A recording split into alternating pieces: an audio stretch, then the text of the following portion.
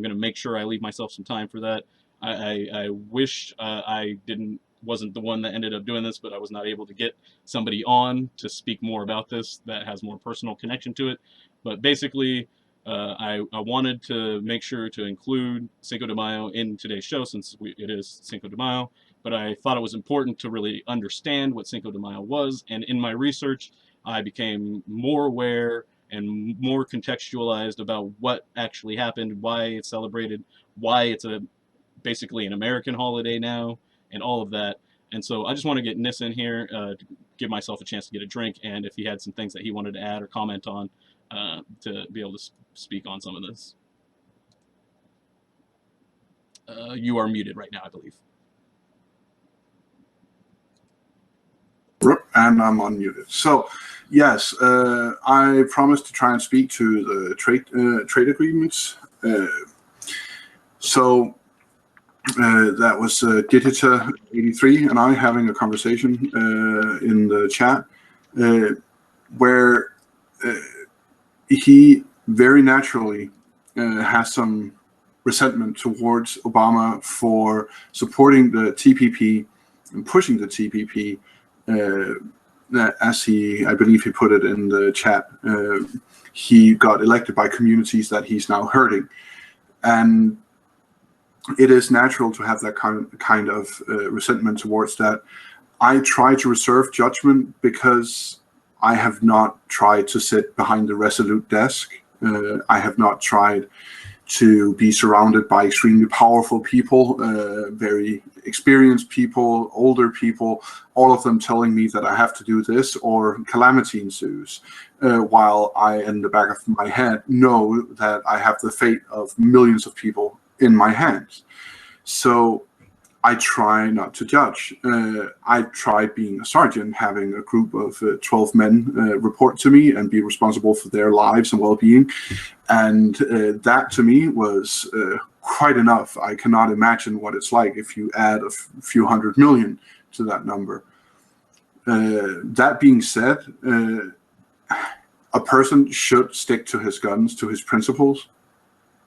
But I try to imagine a situation in which I get a CIA briefing every day on 12 different topics, and then I get an NSA briefing every day on 12 different topics, and then I'm told that there's a crisis about this, and I'm told we have to do something to stimulate the economy, and I'm told, and I cannot be an expert on all of it. So I have to rely on advice. So with regards to extremely complicated trade agreements, do you yourself try to fashion them, or do you rely on advisors? Now, it is very clear to us that there are many people against the TPP and that there are many people against the TTP/IP, which is the European trade agreement that America is trying to get through, which has many of the same statutes, which basically hands power to corporations and makes any regulation in any country that in any way prohibits a company making a profit an illegal regulation, and it would supersede any EU law, and it already supersedes in some cases US law. For example, it is no longer legal for the US to demand that all meat should be marked with its origination, where the meat comes from, where the cow was butchered, and so on and so forth. That can no longer be a regulation. That was upheld by a court for one of the trade agreements. This is not a US court. This is a court established by the trade agreement itself, which all the signatories to the trade agreement promises to abide by. This court doled out millions of dollars in fines every day until the United States complied with the ruling of the court stating that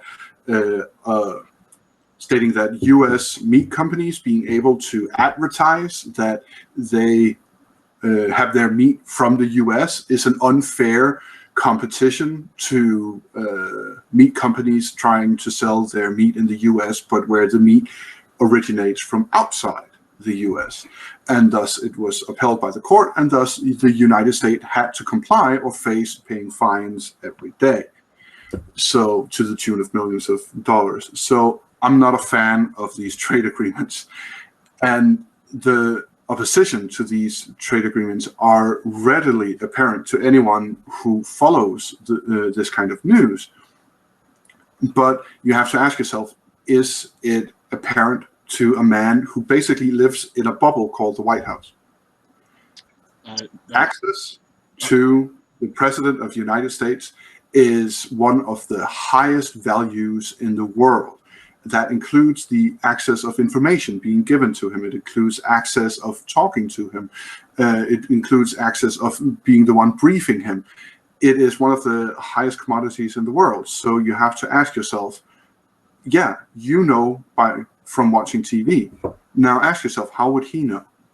How would he know that unions all over are protesting? How would he know that this is something that the public does not want if he's constantly being briefed that, oh, it's just a few cranks and you shouldn't pay attention to this? So I try not to judge in a situation like this. I am vehemently against these trade agreements. I want them gone. But in the case of President Obama, because he started out so inexperienced, because he was immediately surrounded by people telling him what he couldn't do, I try to withhold harsh judgment. I hope that gives you some nuance, Digita 83. I think that was excellent personally, and I sincerely appreciate that. That's a lot better than the I just like him that I had been sticking with for giving him a pass on TPP. Not so much a pass, but like I had a similar thought process that basically said that I'm not in that position. I don't know what he's facing. I don't know what information he has access to. That's something that I hadn't really put at the front of my mind. And so I think those are very important details because I had a very guttural response on TPP also when I found out, wait, this is the Obama administration is pushing this? Like, I don't understand, like, what's going on. And you can go back to check the channel and look at the Scandinavian Perspective episode that we did with the trade deal in Panama about how these trade deals and these courts particularly end up being not what we would consider a courtroom in as twisted as our courtrooms can be. It often doesn't meet the same expectations that we might have of the courtroom, and so that word can be a bit misleading. And yeah. So with that, I'm really glad that you said it was Digita 83 that brought that up. Is that who?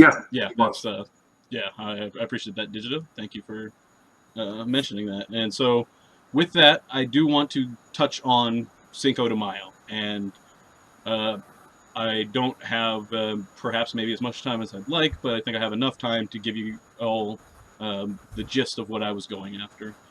I can't help but when looking at things like this, but put them in some historical context.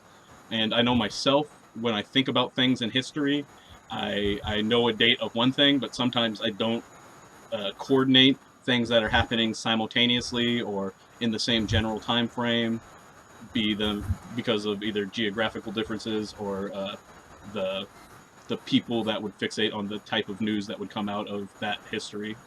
And so, touching on what was going on, what the United States and Mexico and part of Europe looked like in the 1800s. In early 1800s, the Louisiana Purchase took place, where we bought the land, a big chunk of land in the United States that left pretty much just Texas and the southwest coast, including California, out of what would be the United States.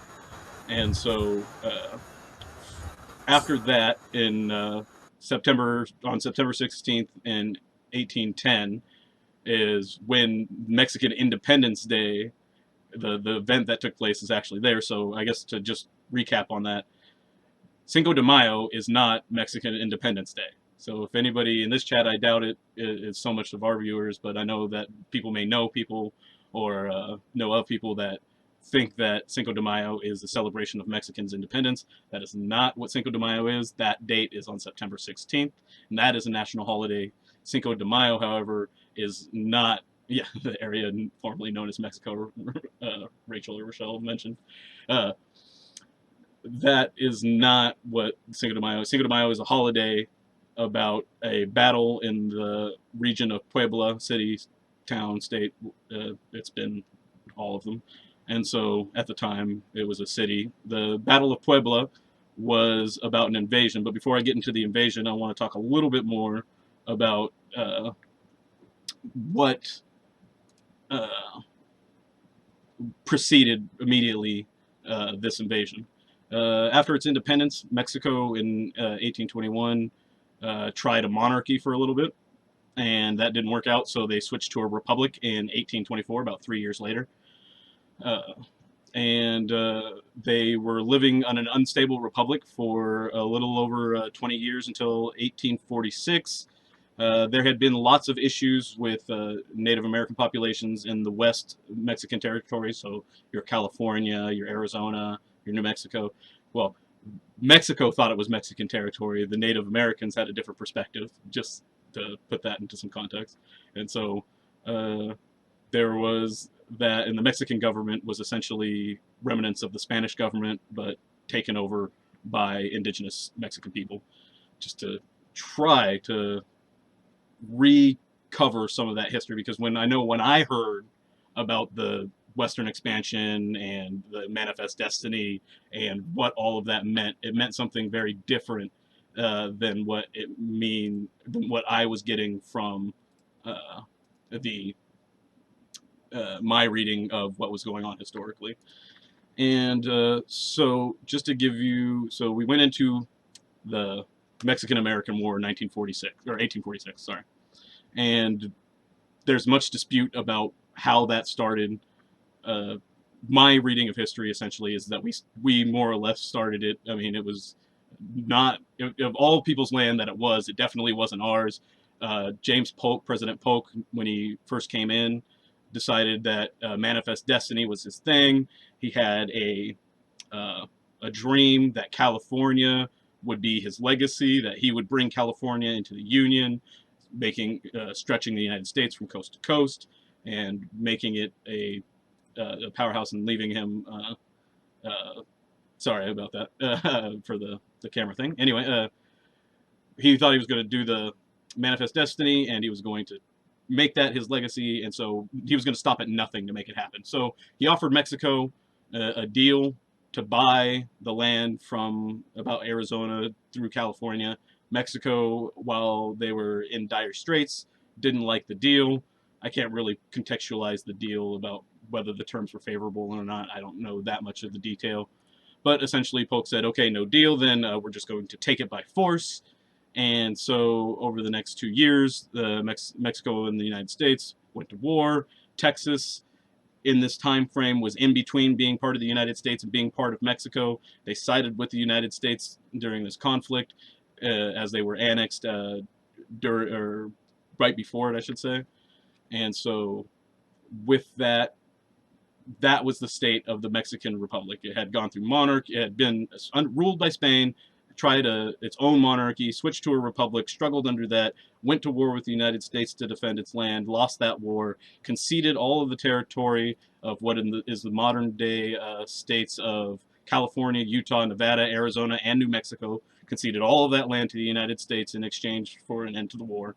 And it's at that point that they enter into what was known as the Reform War in Mexico. And to give you an idea of what the Reform War was, it took place between 1858 and 1861, and it was basically a civil war in Mexico that pitted liberals who believed in the separation of church and state and freedom of religion, and against the conservatives who favored a tight bond between the Roman Catholic Church and the Mexican state.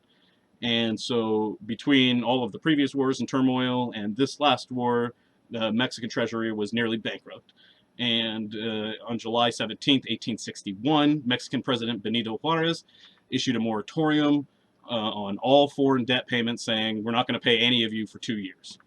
And in response, France, Britain, and Spain sent small navy armadas over to say, we still want our money, and you making a proclamation isn't going to be good enough. And so Britain and Spain were able to negotiate deals with President Juarez, but Spain was not able to come to terms. Partially, it's suggested in part due to Napoleon III thinking that this was a good time, and the French government thinking that this was a good time to start a Latin American empire. And so Mexico City in Mexico was going to be their first crowning jewel in that Latin American empire. And the pretext of them not paying was great pretext in order to invade. And so they refused any workable deals and went ahead and invaded. That invasion is what leads us to what Cinco de Mayo is actually about for the people of Puebla. And down there, so basically what happened was Napoleon III came on shore, and they planned on marching right through Mexico City and just decimating the people. President Juarez had a different plan. He sent a small contingent of slightly more than, your run-of-the-mill, not really soldiers, but just basically people, townsfolk that were slightly military inclined, sent about 2,000 of them to the city of Puebla. And when they arrived there to defend the city against 6,000 invading Frenchmen.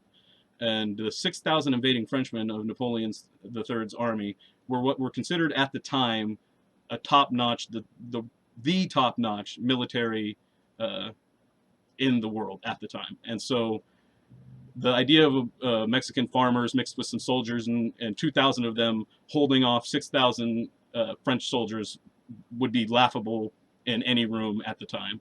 And despite that, those 2,000 Mexican soldiers held their ground against those 6,000 French soldiers who were better armed and better trained. And for that, there was a huge celebration in the town of Puebla about fending off against impossible odds an invading power. So that's what the holiday was about. That's the event that it was commemorating. Now, there are some details that don't usually get hashed out, and we're starting to run up, so I'm gonna make sure I get everything in time. Is that essentially that battle was glorious, and those people fought hard, and they did a great job. It was the French lost 500 soldiers, and the 2,000 Mexicans only lost 100 of their soldiers, so they outkilled them 5-1, a superior force in what would seem every way. And they had some defensive. They were in a defensive position, but not even that would account. That it wasn't so defensive that it would account for such dominance against such uneven odds. And so that is, it was a very heroic tale, and it still is in that part of Mexico. But getting back to that, it's not about Mexican Independence Day. It's not a national holiday. It's not largely celebrated around the country of Mexico. It's probably more so now. I mean, I haven't personally been to Mexico, but I'm sure there's plenty of tourists and all of that stuff. So other parts of Mexico probably do have some celebrations, but as far as the Mexican culture itself, it's an important day. But the whole losing to the French within the year after that, and the French installing a monarch, dictator, whatever you want to call it, shortly afterward, it does not leave such a pleasant memory for folks. So people outside of that area that have a personal connection, that their family members fought in that battle or whatever, it's not as fond of a time for them to remember. Now, also, so why do we celebrate that in America? What does that have to do with America? Why do non-Mexican Americans celebrate it, and what about Mexican Americans? I can't really comment on Mexican Americans myself, but for generic non-Mexican Americans, I feel I can opine or shine some light as to how it became a holiday in the U.S. In the U.S., essentially what was also happening both during the Reform Civil War down in Mexico and then during the French invasion was the Civil War, our Civil War. And in our Civil War, we obviously, I think people have various opinions about what we were fighting for, but one of the things that came out, or that was implanted into it, was that memory. So people are familiar with "Remember the Alamo." That's a popular chant and so on and so forth. Essentially, the Battle of Puebla was, or I want to say it's Pueblo, it might be Pueblo. I could be saying that wrong, so I apologize if anybody knows, and I am doing that wrong. But anyway, uh, that battle was essentially what was actually really a more popular rallying cry during the Civil War. And so, as a result of Americans glorifying that, fighting back against impossible odds, and all of that stuff, it became ingrained into American pop culture, and from there, it's morphed into within the United States. People call it a lot of things. Some people say it's a celebration of Mexican culture. Some people still think it's the Mexican Independence Day. Some people think it's just a reason to get drunk at work. Some people think that's referring to a newscast that was a while back where they were walking around in a poncho, in a hat, and drinking tequila on the news set. That is not the kind of news that we plan on delivering here at Project Sanity. So that person knows who they are. Anyway, so how, in my view, how it became a part of American culture is through that glorification through the Civil War, and the irony being that neither the actual battle nor the glorification through the Civil War have anything to do with what we say we're celebrating now when people say that they're trying to respectfully celebrate Cinco de Mayo, or if they're just blatantly commercializing it. And so I think that's really important. And so that's one thing I really wanted to mention. We are short on time, and I do have to get out of here very soon. And so I want to thank everybody for showing up. And I want everybody, thank you for sharing the link to the show to let people know that we're on. We'll be back next Thursday, same time, same channel. And we'll be having some new stuff for you. And I have some more things to say, but I want to let Nis get in some parting words before we run short on time. And I think he still wants to do the closing video. So in order to do that, I think we're going to be short. So keep that in mind. That's about 1:19. Yeah, thank you for that, and thank you for that very good story about Cinco de Mayo. So, yeah, Napoleon III's ambitions in South America turns into a day of holiday for a local village, turns into a Civil War story, turns into an American holiday for appreciating Latin America. That's brilliant, but that's history and life for you. So I want to thank our audience for sticking with us. We've had consistently about 30-something viewers throughout all of it. I want to thank you all for engaging with us. Karen for asking questions during the interview, and Digita for engaging in a very spirited and a good conversation and debate. And I want to encourage those of you who are joining us now, most likely to see Ben's show, to please go check out this video in full after you've heard Ben talk, or at least over the weekend.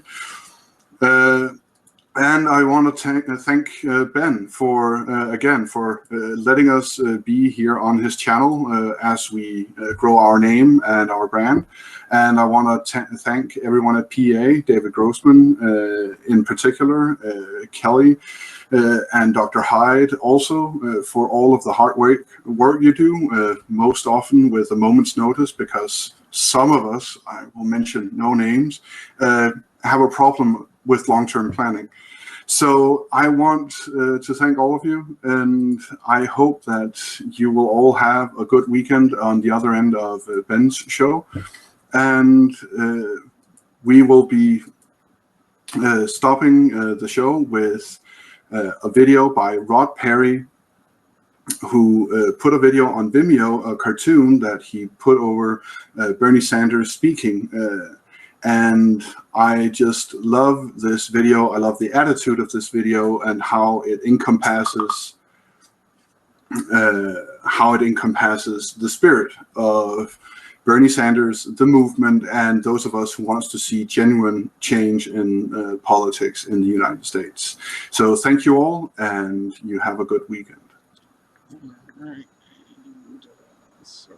I just got to throw something up on screen here for us while I get that ready. And I just want to again thank everybody. Thank you, Ben. Thank you, Progressive Army. Thank you, everyone. Make sure to tune in. And let me just get that going here. Sorry about that. And all right, here we go.